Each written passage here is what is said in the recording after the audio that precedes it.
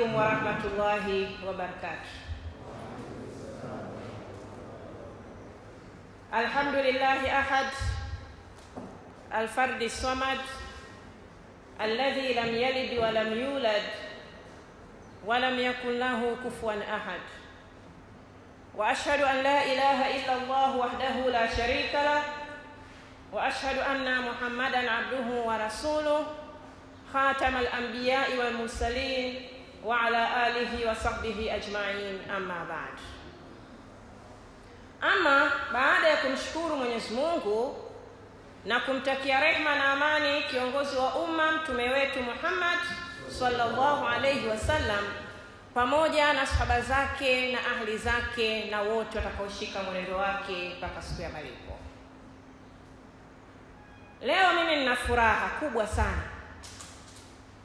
Furaha yangu kwa sababu nimepata fursa ya kuongea na vijana wangu wa kiume. Nasema kwamba leo mimi nina furaha kubwa kwa sababu nimepata fursa ya kuongea na watoto wangu wa kiume.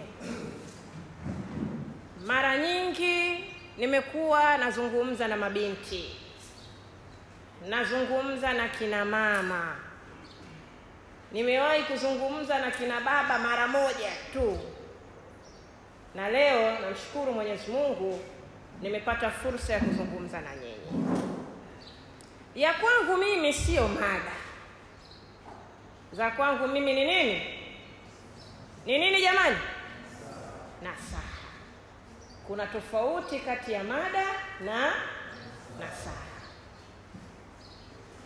Maana yake ni kama tumekaa nyumbani hivi, mama na mtoto wake wa kiume tunaongea. Nasaha zangu zitagusa maeneo makubwa 7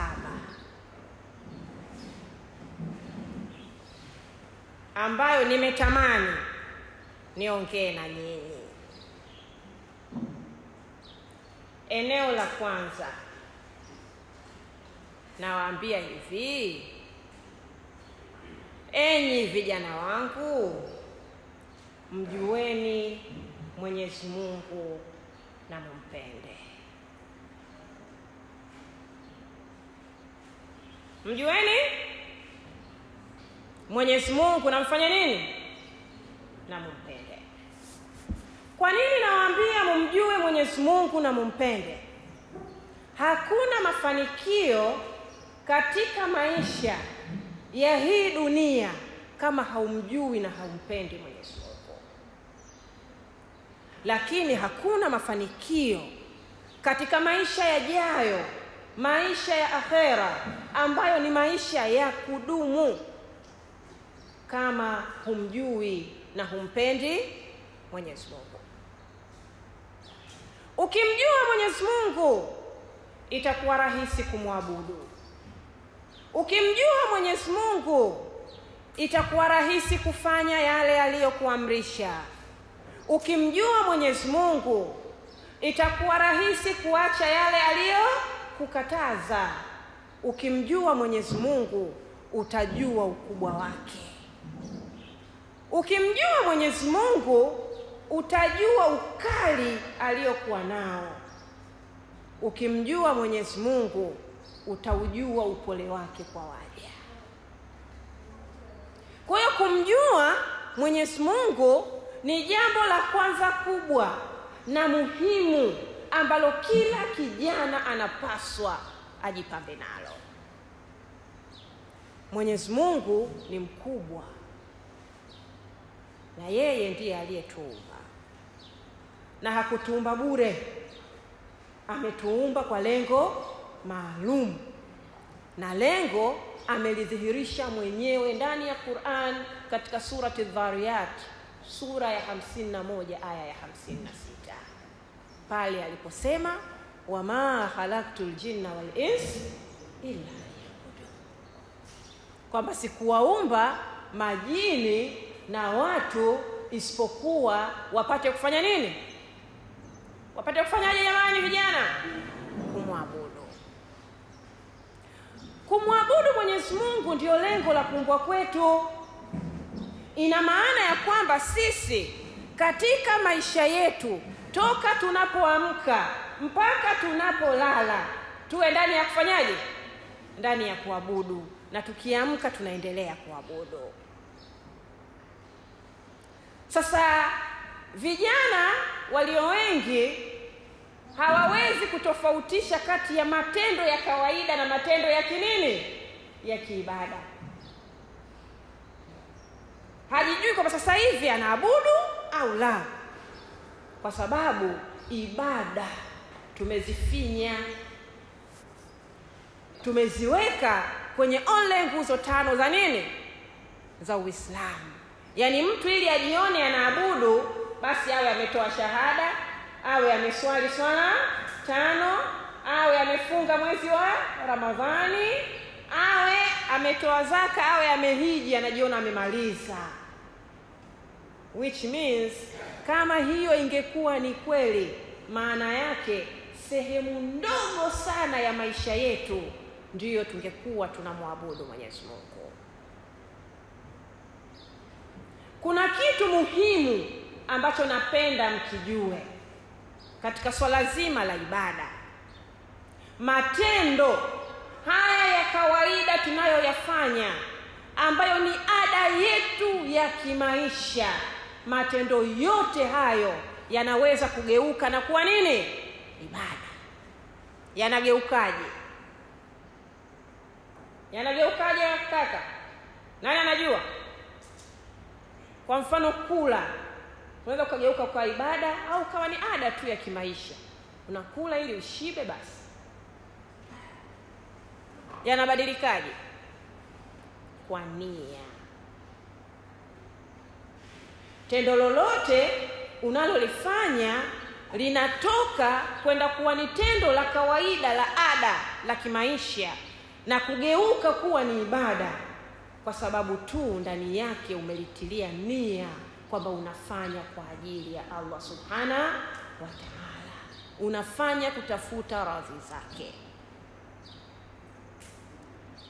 Wewe umetoka nyumbani leo, si ndio? Umekuja hapa, si ndio? Umekuja kwa ajili ya nini? Kwa ajili ya nini? Hata hamjui mmekuja kwa ajili ya nini? Kweli?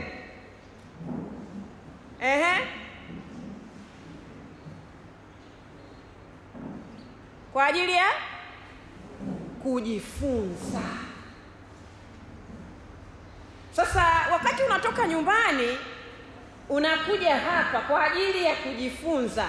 Kwa nini umekuja kwa ajili ya kujifunza? Nia yako ndio itakayokufanya kwa masaa utakayokuwa hapa uwe unaandikiwa thawabu na unahesabika kwamba unaabudu. Na nia yako ndio itakufanya vile vile uwe umekuja tu, yani just ada. Kwamba watu wanaendaka kwenye semina, wanasikiliza, wakimaliza wanafanyaje? Wanaondoka. Kwa hiyo kama ulikuwa hujaweka nia ya kikao hichi kwamba umekuja kwenye kikao cha kheri kwa ajili ya kujifunza, sasa hivi weka nia ili from now onward ulipwe kama umefanya ibada.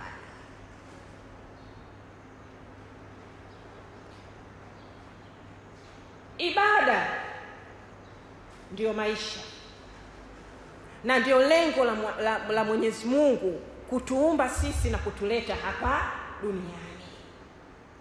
Lakini ufanyaji wako wa ibada, kwa nini wakati mwingine unasuasua? Sababu kubwa huwa ni haujamjua Mwenyezi Mungu ukweli wako mjua na hujawa na mapenzi naye. Ukimjua Mwenyezi Mungu ukweli wakimjua, huwezi kuzembea, kwa sababu utakuwa unamfahamu kwa ukubwa wake, utakuwa unamfahamu kwa sifa zake, utakuwa unamjua vizuri yeye ni nani na ana ukubwa kiasi gani na ana power kiasi gani kwetu sisi waja wake. Ukiwa unamjua Mwenyezi Mungu ukweli wa kumjua, huwezi ukadanganywa na mwenzio.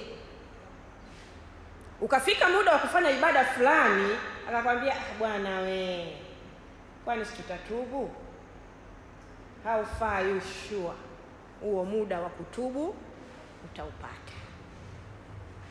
Ukijua kwamba inawezekana baada ya kufanya tendo hili na kabla sijapata fursa ya kufanya istighfari na kutubu, inaweza ikawa ndio mwisho wa nini?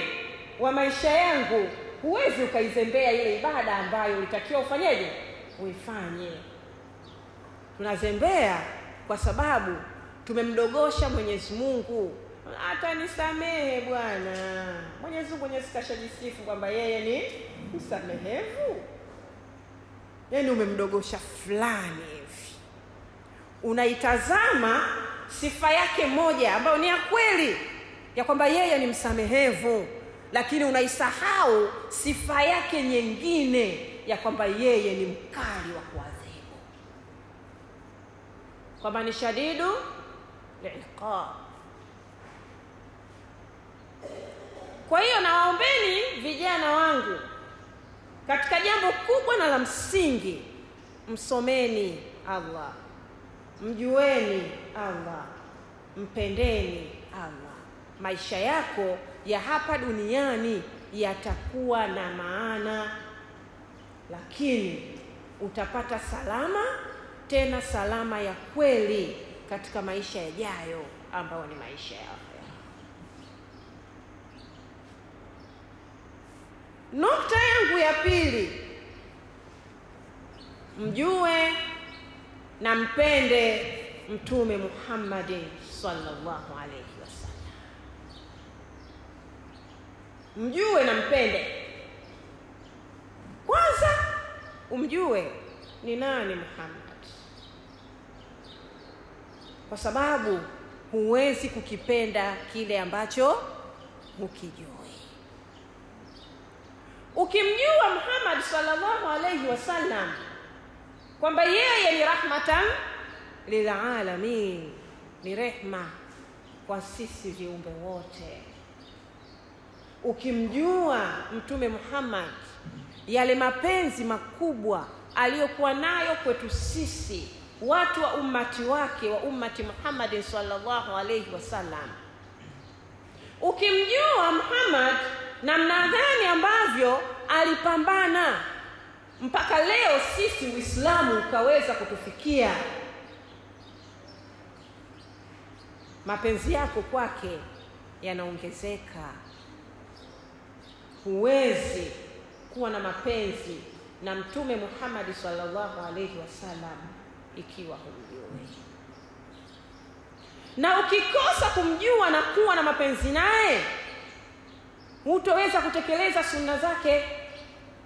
Lakini hizo sunna zenyewe utazidogosha, kama ambavyo wengi miongoni mwetu tunavyozidogosha sunna za Mtume kwa kuziona kuwa ni kitu kidogo, yani kiasi kwamba sometimes mtu utaka kumkaribisha kitu alafu kile kitu akakwambia unamwambia japo sunna tu.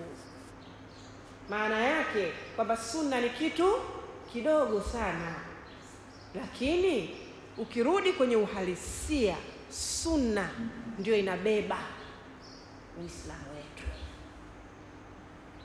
kwamba yako mambo mengi ambayo Allah ameamrisha. Maelekezo ya mambo hayo hayapo ndani ya nini? Ya Qur'an, bali yameelekezwa katika sunna za Mtume wetu Muhammad sallallahu alayhi wasallam. Lakini leo tukitazama, vijana wengi wa Kiislamu hatumjui Mtume. Kwa sababu gani? Tumeshughulishwa zaidi na mambo mengine na hatujashughulishwa zaidi na mambo yanayohusu dini yetu. Nataka kuwapa watoto mtihani mkubwa, waulize Mtume amezaliwa lini? Amezaliwa wapi? Nani alikuwa baba yake? Baba yake Mtume alikufa lini? Mama yake Mtume alikuwa nani?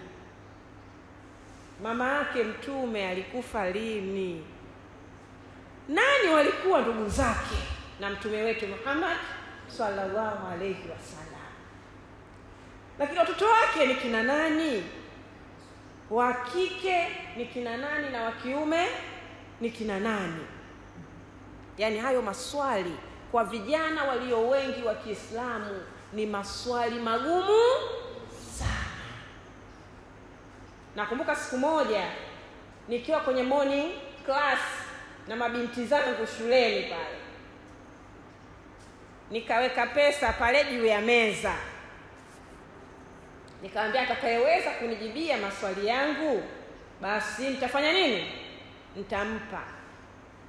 Na maswali yangu yote yalibezi kwenye familia ya mtume wetu Muhammad sallallahu alayhi wasallam. Nilikuwa nimeweka pesa za kuwapa shilingi 40,000, nilirudi na 25. 15 tu ndo waliweza kuzichukua, na maswali yalikuwa ni ya kawaida kabisa ambayo kama kijana ama binti wa Kiislamu ilipaswa iwe, yani ukishtuliwa hata usingizini unajua. Kwa mfano niliwauliza swali, nitajieni watoto wa mtume wale 7 kwa mpangilio, yani kwamba wa kwanza alikuwa nani, kisha akafuata nani, kisha nani, kisha nani, mpaka wa mwisho. Hakuna aliyeweza kujibu hilo swali. Yaani kuwataja tu, kuna Zainabu, kuna Rukaya, kuna Umu Kulthum anaweza, lakini nani alikuwa first born wa mtume wetu Muhammad sallallahu alayhi wasallam, na nani alikuwa last born, na hapo katikati walipita pitaje, lilikuwa ni swali gumu sana kwa mabinti wa Kiislamu ambao walikuwa ni kuanzia kidato cha kwanza mpaka cha 5.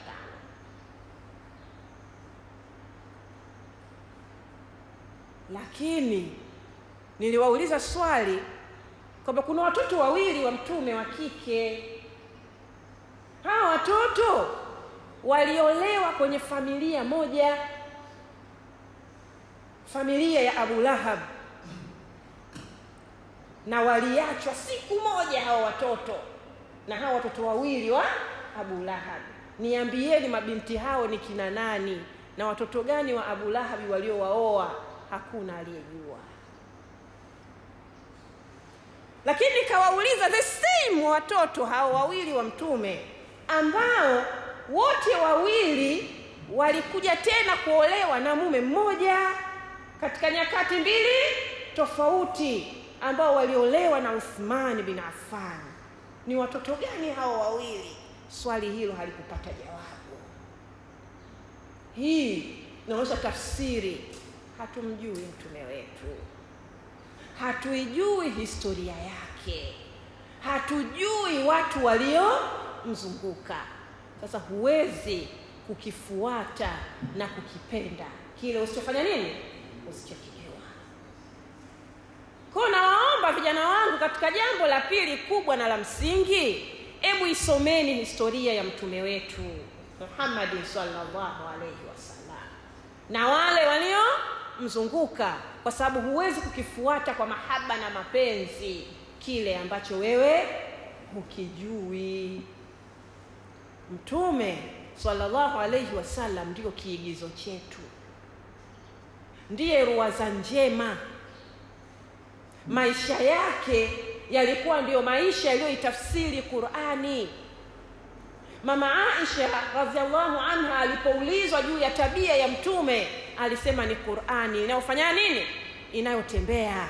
Yaani ukimuona Muhammad unaiona Yasini ile pale, unaiona Ahqaf ile pale, unaiona Yasini, kila sura unaiona kwenye maisha ya nani, ya mtume sallallahu alayhi wasallam, kwamba yeye aliitafsiri Qur'ani kwa vitendo. Huwezi kusema wewe unaifuata Qur'ani ukweli wa kuifuata kama humjui na humpendi mtume Muhammad sallallahu alayhi wasallam. Kwa jambo la pili ambalo nawaomba vijana wangu na wahusieni, mjueni na mpendeni mtukufu wa daraja mtume wetu Muhammad sallallahu alayhi wasallam. Jambo la tatu Elimu ni silaha muhimu ambayo sote kama vijana tunapaswa kushikamana nayo. Elimu ndiyo amri ya mwanzo ambayo alipewa mtume wetu Muhammad sallallahu alaihi wasallam. Mwanzoni kabisa wa utume wake aliambiwa nini? Iqra bismi rabbika alladhi khalaqa. Lakini elimu hii ndio kitu cha mwanzo alichopewa baba yetu Adam. Mwenyezi Mungu anabainisha wazi katika surati al-Baqara, wa'allama Adama al-asma'a kullaha, nilimfundisha Adamu majina ya kila kitu. Why elimu iwe ya mwanzo kwa Adam, iwe ya mwanzo kwa mtume wetu Muhammad sallallahu alaihi wasallam? Kwa sababu bila elimu huwezi kufanya kitu. Kila kitu ukitaka mafanikio katika dunia yako ni lazima uwe na nini? Na elimu. Lakini ukitaka mafanikio katika akhira yako vile vile ni lazima uwe na nini? Na elimu.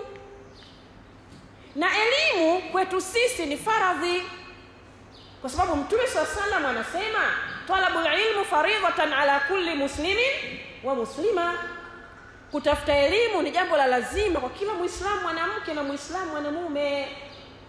Wewe kama kijana wa Kiislamu ambaye umepata fursa ya mzazi wako kukupeleka shule, alafu unaenda shule usomi, wewe hujajua, hujajielewa bado, hujajua maana. Lakini kama unajua maana, hiyo golden opportunity uliopewa hauwezi kuchezea. Kwamba kijana wa Kiislamu umepata fursa ya kusoma, alafu wewe ndio bingwa wa kupata FF. Ukijitahidi sana una D ama una E kwenye zile level za A level, ama una S. Yaani unachezea FF, VSS, VDD. Ukikurukuka unaenda kupata angalau basi kasi. Tena hapo unasema nimefaulu. Wewe nani aliyekwambia si ni kufaulu? Yaani unajidanganya nafsi yako wewe mwenyewe kwamba eti umefaulu, alafu ulichopata ni nini? Ni C. To me kufaulu ni kupata A. Kuanzia B kuelekea huko chini umefeli. Najua kwamba tunatofautiana uwezo, si ndio Najua kwamba wako watu uwezo wao ni nini?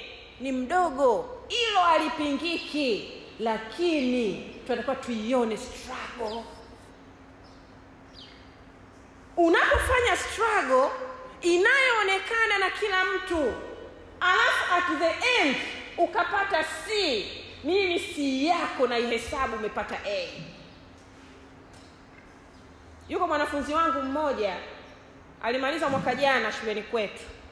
Yule binti alikuwa na uwezo mdogo kweli kweli, lakini alikuwa na struggle ya hali ya juu.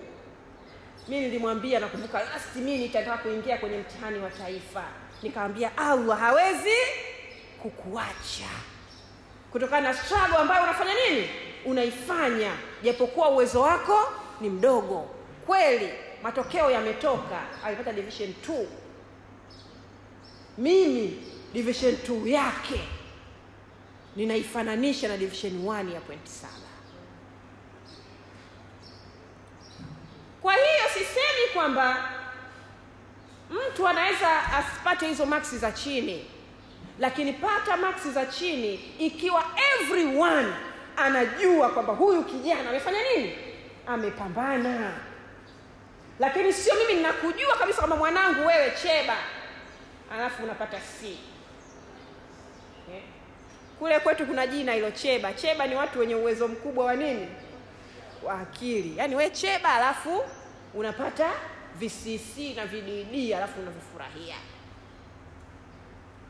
Kwa tunapaswa kuwekea mkazo, tena mkazo mkubwa katika kutafuta elimu. Na nowadays sio unasoma ukisema kwamba mimi ninasoma ili kesho na kesho kutwa nije kupata kazi, sijui kazi nzuri, ajira na nini na nini. Hiyo ni wrong perception ya elimu. Hausomi ili uajiriwe. Unasoma ili upate elimu ambayo itakusaidia kufahamu na kujitambua, na namna bora zaidi ya kukufanya uweze kujiajiri wewe mwenyewe. Ukiweza kusoma na ukajiajiri mwenyewe, wewe ni mtu huru. Hakuna mtu ambaye yuko nyuma yako anakusukuma. Perception ya kwamba nasoma ili nipate ajira, ndio unamkuta kijana anakaa miaka 10 anatembea na nini? Na vyeti vyake. Ofisi kwa ofisi anatafuta kazi, na kazi hapati. Kumbe huenda alitakiwa atafute sehemu akaenda akavolunteer, watu wakamuona nafasi yake na uwezo wake, hatimaye wakaweza kumbakisha eneo hilo. Kumbe alikuwa anaweza kutafuta kitu kinachoendana na elimu aliyokuwa nayo, akaweza kujiajiri mwenyewe hata kuanzia level ndogo. Kwa taufiki ya Mwenyezi Mungu, Allah akampandisha akafika katika level kubwa. Kwa jambo langu la tatu kwenu vijana wangu, someni kwa ajili ya Allah subhanahu wa ta'ala. Someni mkitaraji kupata radhi zake. Someni mkitaraji kuelimika ili elimu hiyo iwafae katika dunia yenu na akhera yenu. Hakuna kheri wala mafanikio bila ya kuwa na nini? Bila ya kuwa na elimu. Ukikosa elimu, watakaoanza kukudharau na watoto wako mwenyewe ndani. Alafu ukija ukapata mke aliyesoma, yani atakuita mume wake mwenye kilaza. Alafu utakuwa unaona huyu mwanamke hana nini? Hana heshima, hana adabu. Kumbe we mwenye umejitafutia kuheshimiwa. Ukiwa na elimu utaheshimika na kila mtu katika level zote. Akikuletea mtu Viingereza vyake na wewe unapiga. Akijifanya anakuletea Kichina umo, sijui Kifaransa umo, Kiarabu umo. Sema huyu jamaa huyu hiki chuma yani hakiingiliki ovyo. Mimi nilikuwa namfahamu mzee mmoja, tulikuwa tunaishi naye nyumbani jirani. Yaani ukimuona anaonekana mtu wa ovyo fulani hivi. Lakini katika heshima kubwa ambayo yule mzee alikuwa anaheshimika, alikuwa anajua lugha za kimataifa 18. Lugha za kimataifa 18. Alafu alikuwa anajua lugha za kimakabila 30. Yaani ukijifanya unataka kumsema Kingoni humsemi, ukisema unataka kumsema Kinyamwezi humsemi. Lugha karibu 30 za kikabila anazijua. Lakini Kiarabu yumo, Kiingereza yumo, Kifaransa yumo, Kichina yumo, Kilatini yumo, Kituruki yumo. Yani ni multilingual. Hilo peke yake katika hizi zama za kwetu zimemfanya amekuwa milionea. Maana anachukuliwa sana kwenye kazi ya kufanya translation kwenye mambo mbalimbali. Kwa sababu watu wenye kujua lugha nyingi wako wachache. Kota angalieni katika elimu mnazosoma fursa ziko wapi? Angalieni katika elimu mnazosoma ulimwengu leo unaelekea wapi? Sio unasoma tu. Unaweza ukajikuta umesoma kitu ambacho kumbe katika dunia ya leo hakina market. Alafu umeacha kitu kingine ambacho huenda kilikuwa chepesi sana lakini kina market katika dunia ya leo. Hujui, uliza. kwa sababu kuna wenye elimu na wenye uwezo kuliko wewe ambao wanaweza kukusaidia kuweza kufikia pale unapotaka. Lakini na sana zangu za 4 kwenu, chagua rafiki mwema. Chagua rafiki mwema. Nafikiri hili amelizungumza sana kakaangu hapa, brother Kondo, wa kwenye mada yake. Jamani, maharibiko mengi ya vijana yanaanzia kwenye marafiki. Kijana alielelewa vizuri sana katika familia inayojitambua, katika familia iliyokuwa vizuri. Mwingine unamkuta ni hafidhi al-Qur'ani, juzuu 30 ziko kichwani, lakini chizi mmoja hivi. Lakini uchizi huo kautoa wapi? Kwa marafiki. Ameshindwa kupekecha na kuchuja na kumuangalia nani wa kumfanya rafiki. Jamani, tunaambiwa hivi, ukitaka kujua tabia ya mtu, muangalie rafiki yake. Kwa nini? Rafiki ana influence bwana. Tena influence kubwa sana. Unaweza wewe hukuwahi kuwaza katika maisha yako kwamba utavuta bangi, alafu kujikuta ni mvuta bangi mmoja mkubwa sana. Nakumbuka sisi watu tunafanyaga camp wakati wa likizo. Kuna camping moja tulifanya, ilikuwa vijana wa kiume watupu. Mimi sikuwepo kwenye camp, lakini waliokuwepo wakanipa ule ushuhuda kwamba through that camp waliweza kuwagundua vijana 6 ambao wameshakuwa ni drug addict. Lakini katika wale vijana 6, kijana mmoja mpaka walikuwa wanashindwa, wanataka ushauri kwangu, tunafikishaje hili kwa wazazi? Maana yake ametoka kwenye very decent home,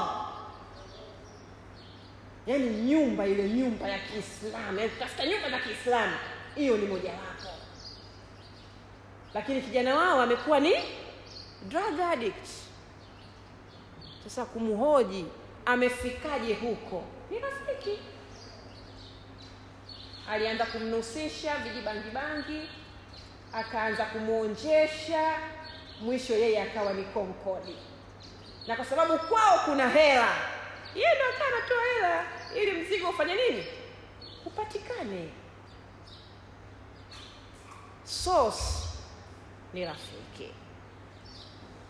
Rafiki anaweza kukufikisha mahala ukawa ni mzinifu wa kutupwa. Rafiki. Ukishindwa kuwa makini kwenye kuchagua rafiki. Rafiki anaweza kukufanya wewe kuwa mwizi. Wakati tena saa nyingine unaiba, hata ukiulizwa unasema mimi hata sijui kwa nini nimeiba. Yaani yeye ana hela kuliko hizo alizoiba, lakini anaiba. Yuko mtu anaiba, alafu hizo hela alizoiba zenyewe anawagea rafiki zake. Wala hana shida nazo. Anaiba kitu ambacho hata hakihitaji, lakini anafanya nini? Anaiba. Kwa nini? Amekuwa influenced na watu anaokaribiana nao sana, rafiki zake. Rafiki anaweza kukufanya ukawa tariku swala. Unafika muda wa swala, anakwambia tutaswali bwana. Muda wa swala ni mrefu yani, baina ya dhuhuri na mpaka hivyo yani. Unakuja kushtuka swala nyingine imeshakupita. Alafu anakuwa mzuri wa kukuonyesha mlango wa toba. Kwa unakubali. Tahamaki kwako wewe inakuwa kuacha swala ni kitu cha kawaida. Rafiki anaweza kufanya ukawa unavaa nguo iliyochanika, wewe ni mwangonye dukani elfu 50. nguo iliyofanya nini? Iliyochanika. Najua mnanielewa Kuna fashion siku hizi suruali inauzwa dukani imechanika chanika hivi. Sasa nauza hivi nguo. Na wewe unaenda unanunua unavaa unajiona mjanja. Kumbe umevaa nguo iliyochanika ambazo walitakiwa wavae machizi. Lakini unavaa wewe mtu mwenye akili timamu. Halafu unajiona wa mjini, unajiona mjanja. Kumbe mjinga mmoja. Umeshindwa kujielewa. Lakini where influence imetokea ni kwa rafiki. Kwa naombeni vijana wangu, be careful. Nani unamfanya kuwa rafiki yako? Be wise kwenye kuchagua rafiki.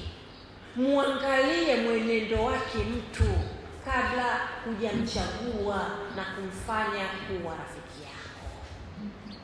Ukikosea kwenye kuchagua rafiki, utajikuta unaingia mahala usipopatarajia. Alafu wakati mwingine kutoka pia ikawa hivyo. Au unakuja kushtuka ushapata maharibiko ambayo hayatengenezeki tena. Nishakaa na kijana ambaye akapata maharibiko, natakiwa nimfanyie counseling. Hata ukimfanyia counseling miaka 10 huwezi kureform kile kilichofanya nini? Kilichotokea. Sababu amekuwa influenced na rafiki, akawa bingwa wa kufanya masturbation, wanaume wake umepotea. Kwa yeye hatakuja kuitwa mume wala hatakuja kuitwa baba katika maisha yake. Unawezaje kulibadilisha hilo? Unamkanseli tu ili akili yake ifanye nini? Itulie, ikubaliane na hali. Lakini kuibadilisha hali ikawa haiwezekani tena. Madaktari wote wamefanya kimo wanasema huyu tena basi series. Lakini aliyomfikisha huko ni rafiki. Kwa hiyo kuweni makini kwenye kuchagua nani anakuwa rafiki yako. Isije ikafika mahala inafika siku ya kiyama unasema ya laitani nisingemfanya fulani kuwa rafiki yangu. Leo amenifanya mimi naingia katika moto wa nini? Kwa chagueni marafiki wema, marafiki ambao watakuongozeni katika wema na uchamungu. Na msichague marafiki ambao watakupelekeni katika uovu na kumuasi Allah subhanahu wa ta'ala na kuharibikiwa katika dunia yako na akhera yako. Ama jambo la 5, jilinde na zinaa na nguvu za kijinsia. Jilinde na nini jamani? Na zinaa na nguvu za kijinsia. Katika mtihani mkubwa ambao vijana leo wanao ni huu, kujilinda na zinaa na nguvu za kijinsia. Kwa nini? Tupo kwenye ulimwengu ambao uko very corrupted. Zamani ilikuwa wasichana wana haya, siku hizi hawana. Sasa hivi msichana kukutongoza wewe yani ni kitu cha kawaida kabisa. Alafu mzuri mwenyewe, ana sauti nzuri. Yaani usipokuwa makini, ukija ukishtuka, ushafanya nini? Ushaumia. Lakini ukiacha wasichana, kuna mama mzima na yenyewe haina nini? Haina haya. Sasa mama ana hela zake, ana kila kitu chake, alafu anakutaka wewe kijana. Kuvuka kwenye huo mtihani sio kazi rahisi. Yaani uwe na courage na takwa kama aliyokuwa nayo nani? Nabii Yusuf alayhi salam. Kwa hiyo katika zama tulizonazo tuko kwenye zama very corrupt. Lakini mwingine hakwambii kwa mdomo, anakwambia kwa nini? Kwa vitendo. Anakutega. Nakumbuka tulifanya semina mwaka juzi. Ilikuwa ya vijana wa kiume na wa kike, tulifanyia pale shuleni kwetu Ihsan. Semina yetu sisi ile ya camp tunafanya kuanzia umri mdogo. Tunafanya kwa levels. Kumbuka kama tunafanya discussion ya changamoto za mashuleni. Watoto wale wadogo zaidi wale wa darasa kuanzia la 3 mpaka la 7. Katika miongoni mwa changamoto kubwa walioieleza kwamba wasichana wanawatega. Kasema subhanal malikul qudus. Msichana wa darasa la 4 anajua kutega. Msichana wa darasa la 5 anajua kufanya nini? Kutega. Asikwambii huyo wa form 1, form 2, form 3, 4, 5, 6. Sikwambii hao wa university. Kwenye ulimwengu huru huko hakuna mzazi anayekuangalia wala mkubwa anayekuuliza. Yaani umeacha kwenye free zone. Yaani huko ndo balaa zaidi. Lakini katika mazingira yote hayo, wewe kama kijana wa Kiislamu bado unatakiwa ufanye jitihada ya kujilinda na zinaa na nguvu za kijinsia. Kwa nini ujilinde? Jamani, zinaa ni uovu na uchafu mkubwa mno. Allah anasema wala takrabu zina innahu kana fahisha wa saa sabil. Lakini athari ya zinaa unayoifanya sasa, athari yake hauwezi kuiona sasa. Athari yake utakuja kuiona baadaye kwenye maisha ya ndoa. Athari yake utakuja kuiona katika maisha yako ya baadaye sana, na inawezekana usijue kama hii ni athari ya ile zinaa niliyokuwa ninafanya wakati nikiwa bado ni kijana mdogo. Mimi jamani, naletewa kesi nyingi sana za ndoa. Unaweza ukaletewa kesi, yani mwanamume ili aweze kuwa na mahusiano ya chumbani na mkewe, kwanza lazima angalie pornography. Yani angalie pornography kwanza, kisha ndo aenda kukutana na mkewe. Asipofanya hivyo hawezi. Unafikiri hii imekuja bahati mbaya? No. Alizoea kuangalia pornography akiwa katika umri huu. Akili imeshafanyaje? Sharibika. Kwa hiyo ili apate hisia lazima kwanza angalie pornography. Kwa maisha yake ya ndoa yanaingia matatani kwa yale aliyoyafanya akiwa kijana. Lakini katika moja ya madhara makubwa ya zinaa mnayoifanya sasa kwenye maisha yenu ya baadaye ya ndoa ni kutokuwa satisfied na mke uliye naye. Yaani wewe una mke wako, alafu ulishatembea na Jamila, na Husna, na Fatuma, na Amina, na Magdalena. Sasa wale wanakuja hapa. Magdalena alikuwa na yake. Sasa unaanza kuwalinganisha na yule ule naye. Unakuwa hauwi satisfied kwa sababu unao wa kumlinganisha. Lakini kijana aliyeingia kwenye ndoa bila ya kuwa na mahusiano ya kabla, yani anaona hakuna mwanamke duniani kama huyu, ataweza kuona difference pale atakapopata masna wa thulatha.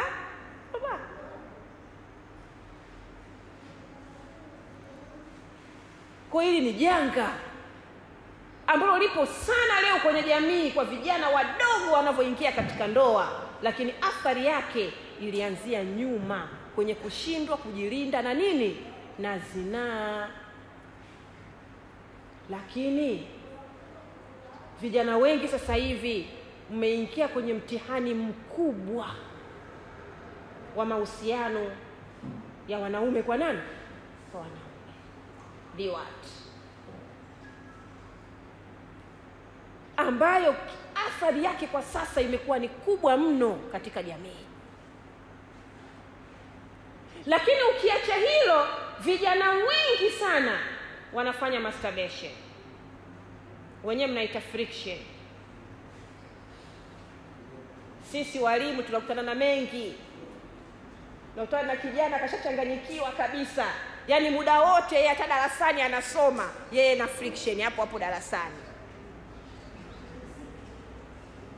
Unafundisha kijana analala tu. Kumbe kasajichosha huko, sasa usingizi tu. Unamkuta kijana anafeli tu. Kumbe sababu ya kufeli ni hizo friction wanazozifanya. Inafika mahala hali kiukweli inakuwa ni nzito. Kijana anafeli, kijana hasomi, kijana haelewi. Nimekutana na scenario moja. Kijana wa kidato cha pili kashafika level sasa, anamwambia kila mtu, eti mama, kwani mimi nifanye nini ili hali yangu irudi kama zamani? Kwani mama, mimi nifanye nini ili hali iondoke? Kwani mama, yani akutana madamu huyu anamwambia, madamu huyu anamwambia, madamu huyu anamwambia. Kushindwa kujilinda na zinaa na nguvu za kinini? Za kijinsia. Unawezaje kujilinda? Cha kwanza, shikamana na swala 5. Ukweli wa kuziswali. Inna salata tanha anil fahshai wal munkar. Swala inakuzuia na maovu na machafu. Lakini pili, funga za sunna. Yaani katika viumbe wavivu kufunga, sikudanganyeni, ni watoto wa kiume. Watoto wa kiume wanapenda kula. Sema nifunge tena nikose ubwabwa wa mchana. Lakini funga ni antidote muhimu kwenye kujizuia na zinaa na matatizo yote ya kijinsia. Lakini kingine, kuwa karibu na watu wema. Ukiwa karibu na watu wema, saa ngapi mtaanza kuzungumza habari hizo? Lakini ukiwa karibu na watu waovu, hizo ndo zinakuwa stori zenu. Wakati mwingine mpaka na demu unatafutiwa. Uongo? Kwa unajikuta saa nyingine hata kufikiria, lakini ushaingia mtegoni. Hizi ni za saha zangu za 5 kwenu, ili mpate kuwa na maisha mazuri ya baadaye. Lakini katika miongoni mwa nyingine muhimu kwenye kujilinda na zinaa ni kuwasalimisha dada zenu. Kuwasalimisha na dada zenu. Jamani, zinaa ni deni. Kwa mujibu wa mafundisho ya mtume wetu Muhammad sallallahu alaihi wasallam, ukizini na dada wa mtu, dada yako ataziniwa, whether she like it or not. Analipa deni lako. Kwa ukitaka dada yako asiziniwe, usizini dada wa mtu. Ukizini na mtoto wa mtu, mtoto wako ataziniwa. Kwa kama unampenda mwanao, usizini na mtoto wa mtu. Ukizini na mke wa mtu, mke wako atafanya nini? Ataziniwa. Ukizini na mama wa mtu, mama yako ataziniwa. Zinaa ni deni, na deni hilo linalipwa na watu wa nyumbani kwako. Kwa kama mnawapenda dada zenu kama mnavyojidaigi, I love my sister, my sister is my everything, msichezee dada wa watu. Sababu ukishizana dawa watu, dada yako atakubakwa, atabakwa. Tu ili deni lifanye nini? Lilipwe. Kwa jilindeni na zinaa ili muweze kuwalinda dada zenu, watoto wenu, mama zenu, shangazi zenu. Yaani usije ukamfanya kipenzi chako akalipa deni lako. Jambo la 6, usisahau kuwa wewe ni kiongozi. Wewe mwanaume, wewe mtoto wa kiume, wewe kijana, wewe ni nani? Kiongozi. Na uongozi huu umepewa na Allah Subhanahu wa Ta'ala. Al-rijal qawwamuna 'ala an-nisa. Mwanaume ni kiongozi wa mwanamke. Unamwachaje wewe kijana dada yako anaenda hovyo na wewe upo? Unashindwa kuwa kiongozi kwake. Unashindwa kumlinda. Unashindwa kumprotect dada yako. Alafu unajiita wewe mwanaume. Unajiita wewe kidume. Alafu dada yako anaenda ovyo ovyo. Ukidume wako uko wapi? Fahamu kwa wewe ni kiongozi, na uongozi wako unaanzia kwenye kuiongoza nafsi yako wewe mwenyewe. Sababu ukishindwa kuiongoza nafsi yako, sio rahisi kuongoza nafsi ya mtu mwingine. Lakini wewe ni kiongozi wa wote waliokuzunguka. Mwanamke always anatakiwa kuongozwa, na wa kumuongoza wewe. Ukiacha kumuongoza, atakuongoza yeye. Na akikuongoza yeye, ndio mshaharibu. Sababu Allah hajamtaandaa yeye kuwa kiongozi, amekuandaa wewe. Wewe ukishindwa kuchukua nafasi yako, yeye akichukua nafasi yako, ndio balaa linapofanya nini? Linapokuja. Kwa kila ulipo, kila unaposimama, simama as leader, kwa sababu Allah amekuchagua wewe kuwa hivyo. La mwisho kabisa, shikamana na kumuomba sana Mwenyezi Mungu. Kwani ulimwengu tulionao bila taufiki ya Allah hatutoboi. Bila ulinzi wa Allah hatutoboi. Kuna maadui majini, kuna maadui watu, kuna maadui nafsi zetu sisi wenyewe. Bila kutafuta muongozo wa Allah na kujiweka karibu na kumuomba, hatutoboi. Kwa jitahidi kijana wangu, usikose adhkari za asubuhi na jioni. Usikose adhkari za kila jambo. Usikose kumuomba Mwenyezi Mungu kila unapopata fursa ya kumuomba. Kwa kumuomba Allah na kujiweka karibu naye, utapata salama ya dunia hii na salama ya kesho akhera. Wa ila huna yakfi an yufikakum ala kulli khair. Ana wa antum bi khair. Wassalamu alaykum wa rahmatullahi wa barakatuh.